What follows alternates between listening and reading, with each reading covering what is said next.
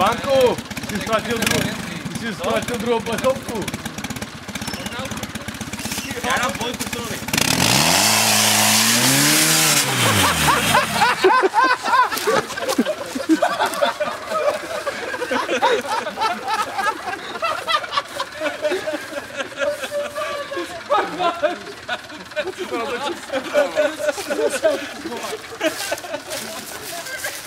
Hej Lubánku! A já ten člověk to fakt neskočí. Hej Lubo, kde máš druhou plechovku, vole? Co? Kde máš plechovku? Ale viděl jsem předek, že jo, na pána. Tak jsem říkal, Tomáši, víš, rodinu si nevybereš. Ty ale... To vyšlo možná. Ta náprava byla... Ta náprava nebude si vysela skoro. Kroucená trochu.